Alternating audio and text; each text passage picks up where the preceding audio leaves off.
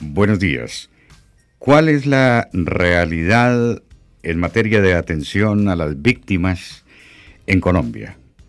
Mucho se especula en todos los aspectos que tienen concomitancia con la ley de víctimas, con la aplicación de esta, especialmente para regiones de la periferia nacional, como en el caso de Arauca, donde prácticamente están todos los actores del conflicto y han provocado la victimización de muchas personas. Habíamos hecho ingentes esfuerzos por lograr esta nota que afortunadamente hoy, por deferencia de las directivas de la Unidad Nacional de Víctimas, logramos. La doctora Catherine Lorena Mesa Mayorga es la subdirectora de la Unidad Nacional de Víctimas, a quien saludamos en Noticias 100.3. Doctora Lorena, muy buenos días. Álvaro, muy buenos días para usted y para todos los oyentes y especialmente para las más de 100.000 víctimas del departamento de Arauca. Buenos días. 100.000 víctimas contamos en Arauca, doctora Lorena. Según los últimos datos, de acuerdo a la declaración, según los últimos datos de residencia que nos han informado las víctimas, tenemos un poco más de las 100.000 víctimas en el departamento, sí señor. Todas con hechos victimizantes donde el principal es el desplazamiento forzado, ¿verdad? Sí señor, así es, el 95% de las víctimas son de desplazamiento forzado. ¿Y los victimarios, paramilitares, guerrilla, tanto del ELN como de las FARC? Así es, sí señor, tenemos distintos actores que han sido los causantes de estos hechos victimizantes. Tenemos que hablar de la ley 1448.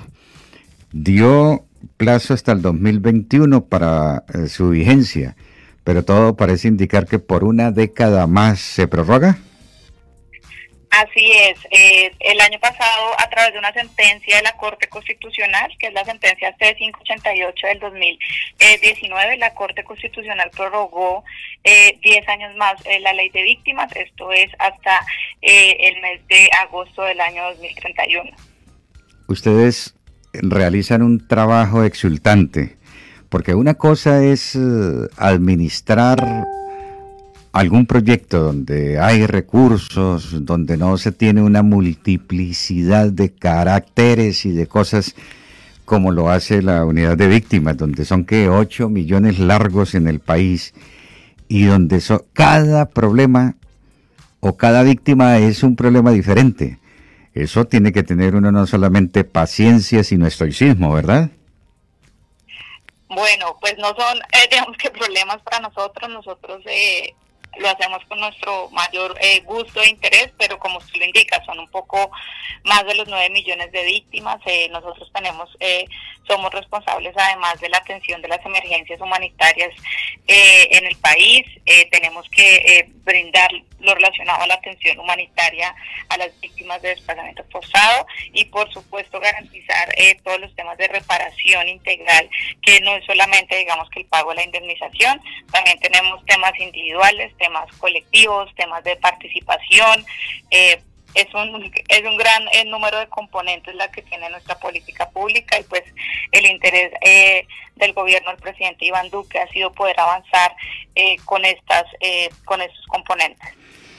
En el departamento de Arauca sucede un fenómeno que ya debe haber sido ponderado por ustedes, sobre todo por usted dentro de la unidad que es la que se encarga de la parte operativa, del contacto directo con las víctimas. Muchos son huérfanos o viudas, o los dos en un mismo grupo familiar. Esos se desplazaron, otros terminaron desplazados, incluyendo los jefes del grupo familiar. Engordaron los cordones de miseria en la periferia de ciudades como Saravena, como Tame, pero especialmente en Arauca. De esas 100.000, por lo menos 50, la mitad están en la capital, y usted no se imagina el estado de subnormalización que viven porque llegaron a invasiones sin servicios mínimos para la pervivencia. No, un estado calamitoso. Y esperando la ansiada reparación, y esta no llega, se aplaza, que primero viene la administrativa, que después les dicen los abogados que vendrá la jurídica? ¿Cuál es la realidad? Esta gente que está escuchando y vive su procesión subjetiva, ¿qué puede esperar ahora de la unidad? Álvaro, muchas gracias por esa pregunta. Lo primero que yo quisiera indicar es que no necesitan un abogado para acceder a la indemnización administrativa. Absolutamente todos los trámites ante la unidad son gratis. Sé que podemos tener un fortalecimiento en nuestros canales de atención y en eso vivimos trabajando diariamente, pero es importante que las víctimas sepan que no le deben pagar ni a un abogado ni a un tramitador para acceder a la medida de indemnización. Efectivamente, la indemnización que estableció la ley 1448 es la indemnización administrativa. Esta tiene unos topes en salarios mínimos teniendo en cuenta el hecho victimizante. Actualmente nosotros tenemos un proceso de priorización y focalización de esa medida de indemnización administrativa. Esto básicamente, Álvaro, es porque no tenemos la totalidad de los recursos año a año para poder indemnizar a todas las víctimas. Sin embargo, las metas de nuestro plan de desarrollo y las metas del presidente Iván Duque en materia de indemnización han sido las más altas en la historia de la ley 1448. Según nuestro plan nacional de desarrollo, nosotros indemnizaremos el 56% de las víctimas que han sido indemnizadas en 8 o 10 años que lleva esta ley indemnizando. Esto es un poco más del 500.000 de víctimas que serán indemnizadas en estos 4 años. Esto significa, Álvaro, que necesariamente actualmente como funciona es que las víctimas deben hacer una solicitud de su indemnización. Esto tiene un proceso de priorización y focalización, y si está en los criterios de priorización, que actualmente son personas mayores a 74 años o personas en condición de discapacidad y enfermedad, esta indemnización, digamos que su respuesta a su indemnización sale en 120 días.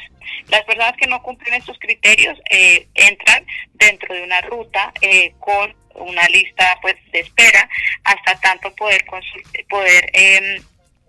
digamos que contar con la disponibilidad para reclamar o cobrar su indemnización.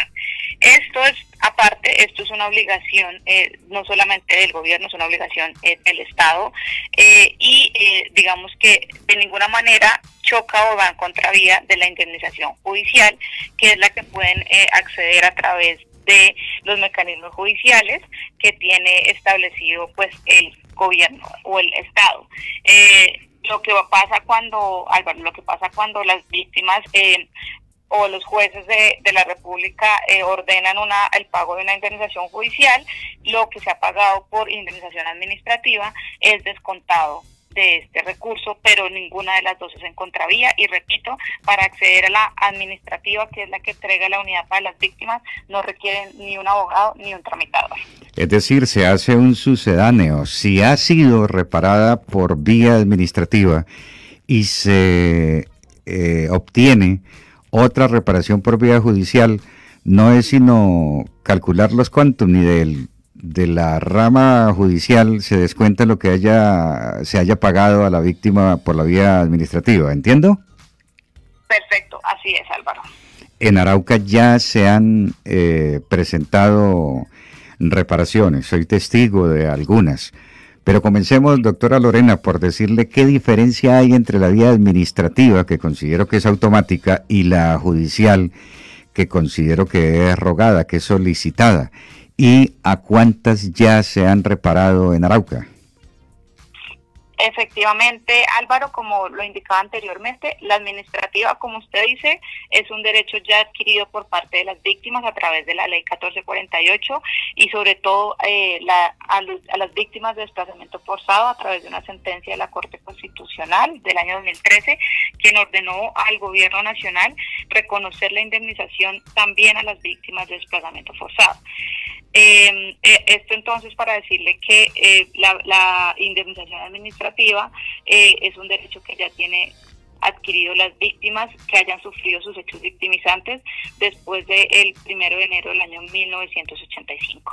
De estas indemnizaciones se ha entregado en el departamento de Arauca 12.000 indemnizaciones que tienen una inversión superior a los 82.000 millones de pesos. La indemnización judicial es la que se inicia a través de la rama judicial a través de, digamos, los juzgados, los tribunales administrativos, donde a través de, ahí sí, un apoderado judicial se inicia una acción para que pueda ser, digamos que ordenado por un juez de la República, un pago de la indemnización judicial. De estas indemnizaciones judiciales se han pagado 1.309 en el departamento de Arauca, que han tenido una inversión superior a los 25.000 millones de pesos. Esto quiere decir que en el departamento de Arauca hemos pagado algo más de 14.000 indemnizaciones con una inversión aproximada de los 100.000 millones de pesos. Hay otro punto, doctora Lorena, usted refería la priorización a gente mayor de 73 años o que tengan algún inconveniente físico, con discapacidad.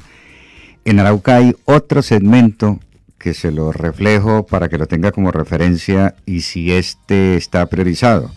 El desplazamiento forzado ubicó a gente en cordones de miseria, especialmente de la capital. Pero de aquí se desperdigó a la familia, quedaron, si están vivos padre y madre, quedaron aquí trabajando o levantando algo de sustento, y los hijos salieron a estudiar o a trabajar a otra región del país. ¿Esa reparación no se prioriza también cuando se ha desperdigado la familia? No, señor. Actualmente nosotros tenemos una resolución, que es la resolución 1049 del año 2019, donde los dos únicos criterios de priorización que existen son efectivamente ser mayor a 74 años y tener o padecer una enfermedad ruinosa, catastrófica o de alto costo. Esto pasaba, Álvaro, porque anteriormente habían, digamos que, muchos criterios de priorización y esto se volvía al final como un embudo, porque los recursos, repito, no son suficientes para pagar la totalidad de las indemnizaciones año a año que se requiere. Entonces, actualmente estamos pagando personas con mayor a 74 años y víctimas que tengan alguna enfermedad ruinosa, catastrófica de alto costo. Ustedes han constituido unas fiducias. ¿Para qué? ¿Cuál es el espíritu de ese sistema fiduciario que aplican a la reparación? Álvaro, la ley 1448 estableció que cuando se reconoce la indemnización a menores de 18 años, esta debe ser consignada en una fiducia a efectos de que cuando los niños cumplan los 18 años, ellos mismos puedan reclamar la indemnización e invertirla en lo que ellos consideren dentro de su proyecto de vida y pues todo esto, por supuesto, con un enfoque reparador. Básicamente la ley lo estableció por la protección constitucional a los niños, niñas y adolescentes. Es decir, es como una especie de albacea, de administrador del recurso, de tutor, mientras es menor de edad. Así es. Cuando cumplen los 18, la fiducia ha sido históricamente la que la unidad cuenta es con Bancolombia. Una vez los niños cumplen los 18 años, se actualiza su documento de identificación y ellos pueden proceder con el cobro en Bancolombia. Esa población que hace tránsito de menor al mayor ya con cédula, ¿está incluida en la población de cerca de 14.000 víctimas?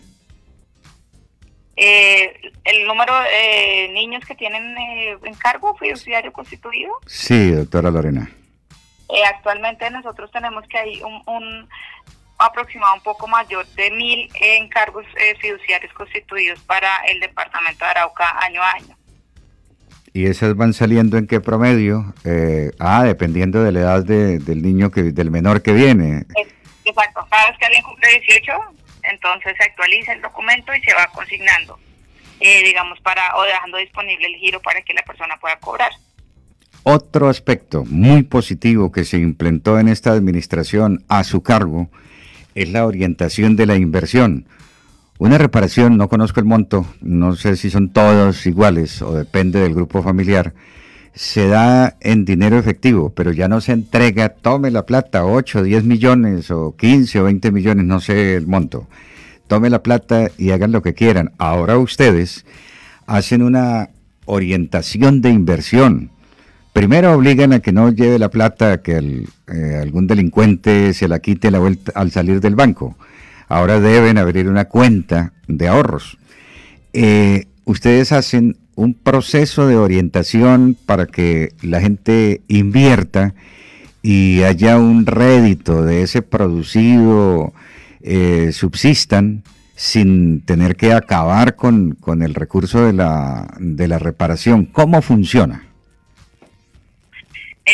Sí, efectivamente nosotros hacemos una orientación a la inversión adecuada de los recursos de la indemnización. Básicamente, como usted lo indica, los promedios de indemnización dependen del hecho victimizante. Para el desplazamiento forzado, por ejemplo, es de 17 o 27 salarios mínimos. Para homicidio y secuestro o desaparición forzada son 40 salarios mínimos. Cada vez que entregamos la indemnización, nosotros tratamos, porque es voluntario y esto depende si la víctima lo quiere recibir o no, de hacerle una inversión adecuada para que nosotros a través de unas líneas de trabajo le podamos indicar a las víctimas en qué invertir estos recursos de la indemnización, que si bien es cierto no son suficientes para un proyecto ya gigante, sí es el inicio para poder tener un negocio, para poder invertir en educación. Por ejemplo, estos niños que hablábamos de los encargos fiduciarios, una vez cumplen los 18 años, nosotros tratamos de darles charlas educativas para que esos recursos de la indemnización lo inviertan en educación y nosotros podamos conseguirles, digamos que, becas a través de universidades.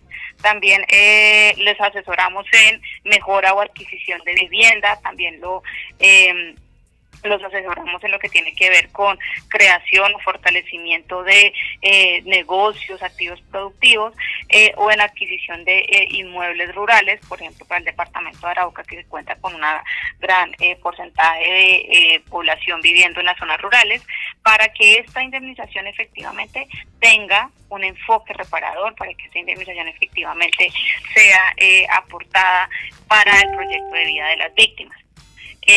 Frente a lo otro que usted mencionaba de la bancarización o de la cuenta de ahorro, pues realmente, Álvaro, esto fue un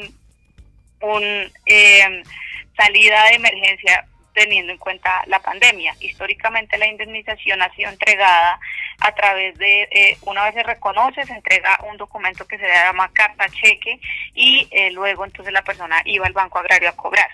Teniendo en cuenta pues todo lo que pasó con la pandemia, la dificultad que existía para que los adultos mayores pudieran salir de sus casas para ir por la carta cheque y luego para ir para el banco, la dificultad de que los funcionarios de la unidad para las víctimas pudiesen entregar esa carta cheque, nosotros en un trabajo articulado con el Banco Agrario y con el Banco Popular empezamos a hacer la bancarización para aperturarle cuentas de ahorro sin ningún costo para las víctimas, para que efectivamente pues ya no tenga que ir por la carta cheque, sino simplemente va al banco, legaliza su cuenta de ahorros y le entregan el dinero o la puede dejar ahí guardada. Bueno, doctora Lorena, usted me cita un punto que he manejado con asiduidad durante los últimos días, la carta cheque.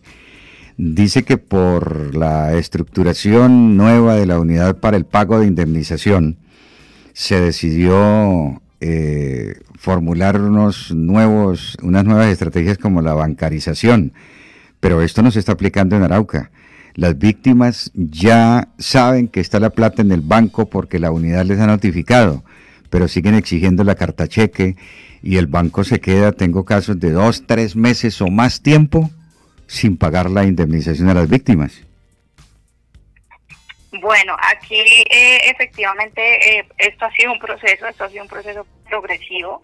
En el departamento de Arauca actualmente se han bancarizado 520 víctimas con unas indemnizaciones que ascienden a los 3.800 millones de pesos.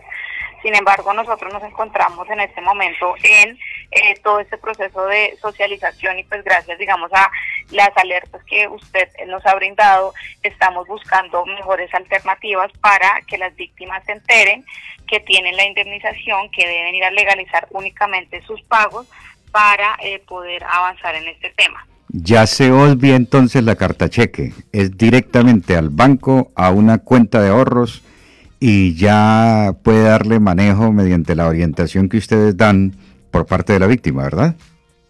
Nosotros, no la totalidad, Álvaro, y aquí sí quiero ser súper clara, porque hay personas, Álvaro, a las que no se les puede aperturar la cuenta porque, por ejemplo, tienen un embargo o tienen un reporte en Data Crédito y al aperturarles una cuenta y consignarles sus recursos podrían estos verse perjudicados. El mayor porcentaje de las víctimas se intenta bancarizar y lo que no se puede bancarizar se intenta entregar la carta. Sin embargo, nosotros informamos a través de mensajes de texto, llamadas telefónicas, si se entrega con carta cheque o si se entrega o si su pago se encuentra bancarizado. ¿La carta cheque es un papel negociable? ¿Yo puedo salir con una carta cheque? Y como sucede aquí, hay agiotistas que le dicen, oiga, su carta cheque vale 10 millones, le doy 5 y se los hago efectivo ya. Eso no, señor. No es negociable.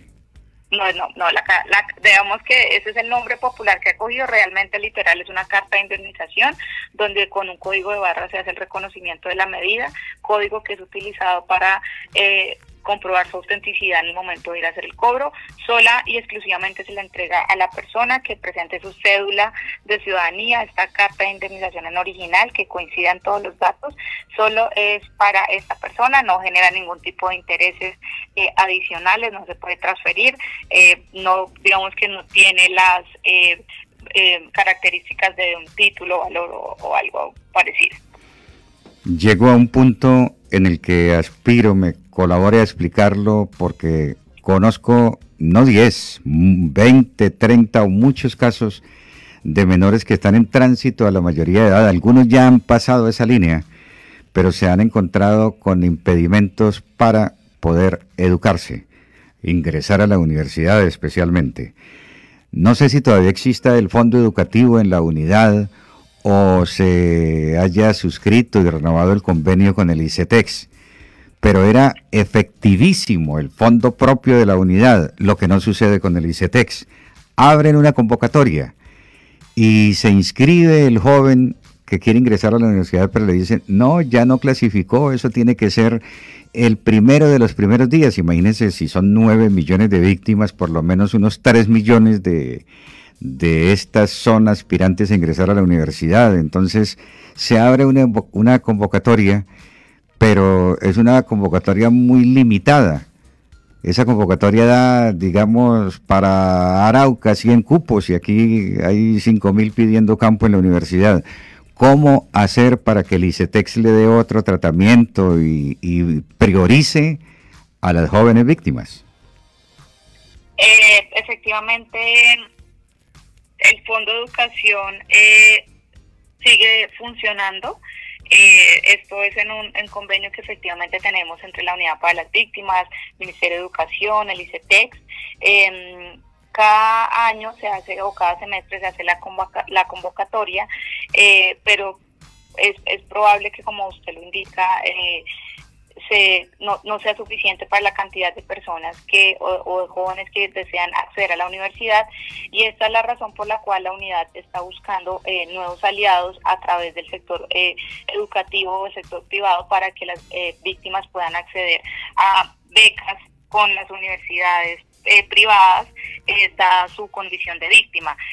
Nosotros seguimos trabajando muy fuerte en que todo esto sea un acompañamiento completo, ¿no? Si las víctimas que puedan acceder al Fondo de Educación por parte del gobierno, las víctimas que puedan ser becadas a través de las universidades, algunos apoyos también de la cooperación internacional. Todo el tiempo es un poco lo que nosotros nos dedicamos a golpear puertas para que las víctimas puedan seguir accediendo a este tipo de digamos que de beneficios como son la educación superior. Doctora Lorena, si la familia se da la pela, como se dice popularmente, y consiguen lo del semestre del muchacho, al ser acogido por el fondo de víctimas o por el fondo educativo en la unidad de víctimas o por el ICETEX, ¿ese recurso que gasta en matrícula, en semestre, sería reembolsable? No, señor.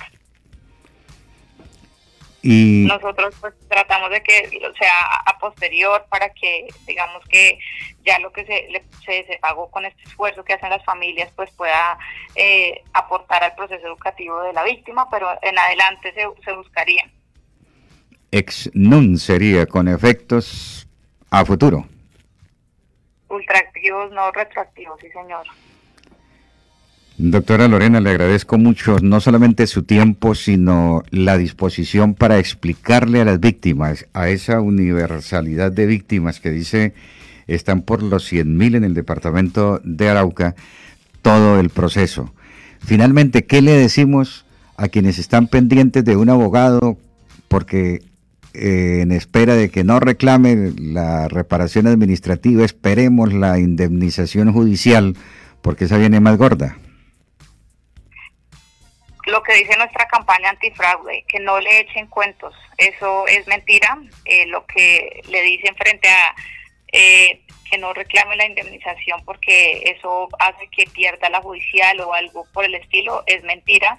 No requieren tramitadores ni abogados para acceder a la indemnización administrativa ni a ningún trámite de la unidad para las víctimas, así que nuevamente que no les echen cuentos.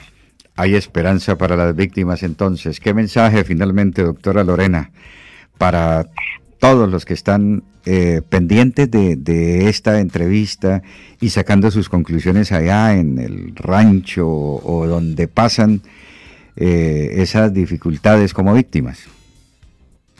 El compromiso total del gobierno del presidente Iván Duque y de todos nosotros para seguir fortaleciendo nuestros canales de atención, el acceso a la atención humanitaria y por supuesto poder hacer mucho más eficiente todo este proceso de reparación integral. Ha sido un año difícil, ha sido un año que el COVID nos ha limitado para muchas acciones, pero es nuestro interés seguir avanzando a pasos agigantados en todos estos procesos y es un interés de nuestro director general y mío, por supuesto, seguir avanzando y fortaleciendo los procesos con las víctimas. Es la doctora Catherine Lorena Mesa Mayorga, la subdirectora de la Unidad Nacional de Víctimas, a quien le agradecemos altamente su participación en Noticias 100.